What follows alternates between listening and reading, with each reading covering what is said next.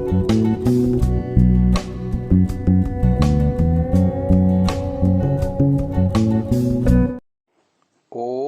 नमस्ते जी। छठी श्रव्य कणिका दयानंद दिवाकर, लेखक श्री आदित्य मुनि जी वानप्रस्थ। गत श्रव्य कणिका में हमने जाना कि कैसे मूल शंकर जी अपने अग्रिम पढ़ाई के लिए काशी भेजने का निवेदन करते हैं और उसके माता पिता उनकी बात को न मानते हुए उनके विवाह की तैयारियां करते हैं। आगे हम देखते हैं क्या होता है। मूल शंकर ने अपने पिताजी से अति विनीत भाव से पुनः निवेदन किया कि मेरा अध्ययन अभी तक असंपूर्ण ही है, अतः विवाह के प्रश्न को अभी कुछ समय टाले रखना ही उचित होगा, क्योंकि अभी तक मेरा उपनिषद और वेदांत दर्शन पढ़ना बाकी है।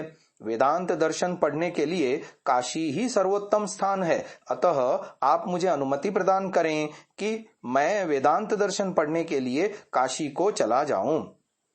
इस प्रस्ताव को सुनकर मूल शंकर की माता विलाप कर कहने लगी कि काशी साधु सन्यासियों का स्थान है, मेरा लड़का वहां जाकर साधु सन्यासी बन जाएगा, फिर घर पर कभी वापस नहीं आएगा। मूल शंकर के पिताजी ने भी गंभीर होकर कहा कि वे उसे काशी नहीं भेजेंगे, क्योंकि यहाँ उनकी जमींदारी और कृषि व्यापार कर्म की देखभाल कौन करेगा। मूल शंकर को भी उनके इस आदेश का उल्लंघन करना कठिन हुआ।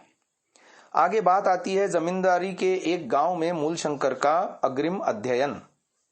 करशन जी जमींदारी में 3 कोस की दूरी पर स्थित एक ग्राम में एक प्रसिद्ध पंडित रहते थे, जो मूल शंकर के पिता के सुपरिचित भी थे। अतः मूल शंकर ने उससे वेदांत दर्शन का अपना प्रस्ताव पढ़ने का पिता के सम्मुख रखा। करशन जी ने कुछ सोच विचार करके इसकी स्वीकृति दे दी। अतः मूल शंकर वहां उन पंडित जी से वेदांत पढ़ने के लिए पहुंच गए।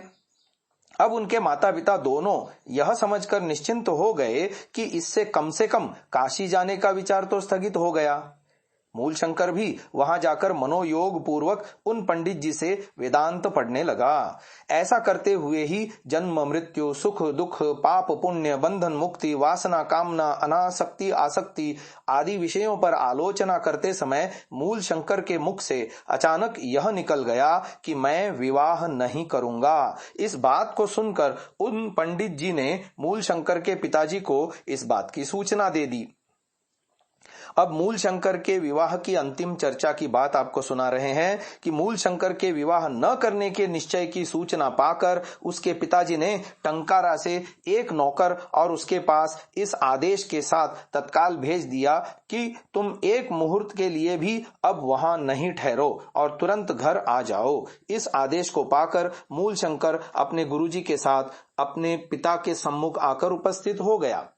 मूल शंकर के पिता ने दुखित होकर तब उसके गुरुजी से कहा कि अति शैशव में मेरे इस हतभाग्य पुत्र को आभूषणों की लालसा में नौकरानी इसे डेमी नदी में फेंक देने वाली थी, किंतु आभूषणों सहित इसे घर पर छोड़कर वह सदैव के लिए चली गई।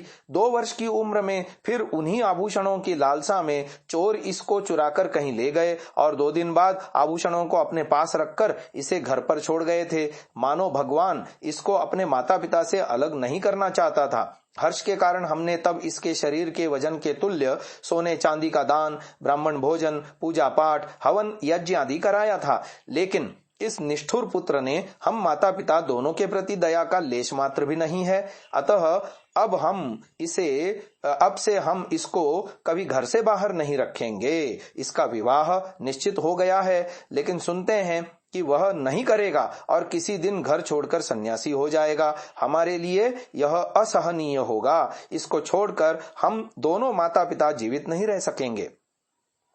मूल शंकर की माताजी ने भी गुरुजी से कहा था कि इसके विवाह के लिए कन्या के पिता को वचन दे दिया गया है। लड़की रूपवती, गुणवती और सुशीला है। अब कन्या अरक्षणीय हो गई है। विवाह के लिए 1 महीने का और समय ले लिया गया है। इस महीने के अंदर ही इसका विवाह करना जरूरी है। माताजी ने मूल शंकर से कहा, बेटे तुमने बहुत कुछ पढ़ लिया है, अब और अधिक पढ़ने की जरूरत ही क्या है। हमारे घर में किसी वस्तु का अभाव नहीं है।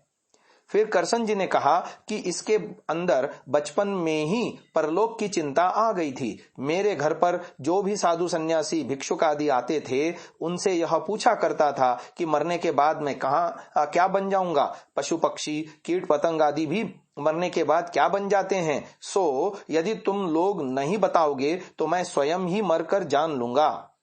एक दिन इसने यह बात को जानने के लिए लड़कपने में अपने वस्त्रों में आग लगा ली, लेकिन तब यह भगवत कृपा से बच गया था। आज यह हम सबको फिर छोड़ना चाहता है, लेकिन वह अकेला नहीं जा सकेगा, हम उसके साथ ही साथ जाएंगे। मेरी जमींदारी, धन दौलत, व्यापार, घर बार, यह सब उसके लिए ही तो है। उसके छोटे छोटे भाई बहनों का पालन पोषण और शिक्षा भी उसके ही जिम्मे है। वह यह सब कुछ ग्रहण करे। मेरी आयु तो अब 60 वर्ष के ऊपर हो गई है। हम कुछ समय बाद ही काशी जाकर श्री विश्वनाथ जी की शरण में पड़े रहेंगे। वह विवाह कर ले, उसकी विवाहित स्थिति को देखकर ही हम दोनों शांति से मर सकेंगे। करसन जी यह सब कहते कहते रोने लगे। माता भी रोने लगी। मूल शंकर अपने आंसुओं को रोककर और अपनी स्थिति को संभालते हुए अगले 3 दिनों तक घर में ही रहा। माता पिता के वचनों को उसने धीर, स्थिर और शांत भाव से सुन लिया था, लेकिन उसके सिर पर तो मानो वज्रपात ही हो गया था, क्योंकि उसके अंदर घर बार छोड़ने के लिए वैराग्य भाव अत्यंत प्रबल हो गया था। अपने पितामह, बहन और चाचा की मृत्यु के दृश्यों ने उसे नया जीवन दिया था। उसने बार बार पंडितों से पूछा था कि मृत्यु से बचकर अमृत लाभ करने का क्या मार्ग है। तब सबने उसे यही कहा था कि योग विद्या का लाभ योगियों का उपदेश ग्रहण और तदनुसार साधना करने से ही मृत्यु पर विजय लाभ होता है। अतः मूल शंकर सब कुछ छोड़ छाड़ कर योगियों की संगति और योग विद्या प्राप्त करके मनुष्य समाज में उसका प्रचार करना चाहता था। इसके लिए वह दृढ़ संकल्पित था। इस समय तक अर्थात भाद्रपद शुक्ला 9 गुजराती संवत 1902 विक्रमी तदनुसार 31 अगस्त 1886 ईस्वी सोमवार तक वह 21 वर्ष का हो गया था। मूल शंकर ने बहुत शांत भाव से अपने माता पिता को कह दिया था कि मैं विवाह नहीं करूंगा। मेरे और भी 2 भाई हैं, आप लोग उन पर ही अपनी आशा रखिए। घर में रहना अब मेरे लिए कठिन है। इस समय मूल शंकर के गुरु जी ने उसके माता पिता को कहा था कि आप लोग इस पर कड़ी दृष्टि रखें, धीरे धीरे इसकी बुद्धि ठीक हो जाएगी। अतः उसके पिताजी ने उस पर निगरानी रखने के लिए रक्षक नियुक्त कर दिया। फिर माता पिता ने उसे संसार धर्म का उपदेश दिया, परंतु मूल शंकर अपने निश्चय पर अटल बना रहा। मूल शंकर की माता ने उसके मन को पिघलाने के लिए उसकी मंगेतर और उसकी माता को भी बुलवा लिया। तब इन लोगों ने उसे कुछ आभूषण उपहार में दिए थे, पर उसने बहुत विनम्रता के साथ उन आभूषणों को उन्हें वापस कर दिया था और नमस्कार करके कन्या तथा उसकी माता को कह दिया था कि आप लोग मेरे जीवन के व्रत साधन में बाधा न डालें, अपितु हमें इसमें सफल काम होने के लिए आशीर्वाद देवें। इस प्रकार विवाह का यह प्रसंग मूल शंकर की ओर से समाप्त हो गया था। कुछ आवश्यक पाद टिप्पणियों से आपका परिचय कराना चाहते हैं। महर्षि दयानंद जी सत्यार्थ प्रकाश में लिखते हैं कि संतानों को उत्तम विद्या, शिक्षा, गुणकर्म और स्वभाव रूप आभूषणों का धारण कराना माता पिता, आचार्य और संबंधियों का मुख्य कर्म है। सोने, चांदी, माणिक, मोती, मूंगा आदि रत्नों से युक्त आभूषणों के धारण से मनुष्य का आत्मा सुभूषित कभी नहीं हो सकता, क्योंकि आभूषणों के धारण करने से केवल देहाभिमान, विषयासक्ति और चोर आदि का भय तथा मृत्यु का भी संभव है। इसलिए संसार में देखने में आता है कि आभूषणों के योग से बालकादिकों का मृत्यु दुष्टों के हाथ से होता है।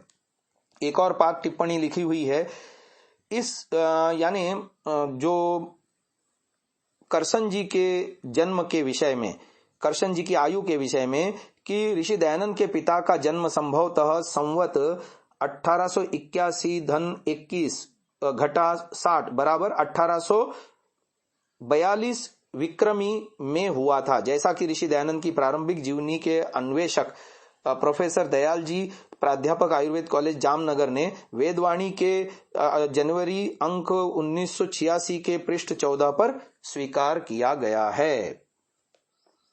आज की इस चर्चा को यहीं विराम देते हैं। ओम।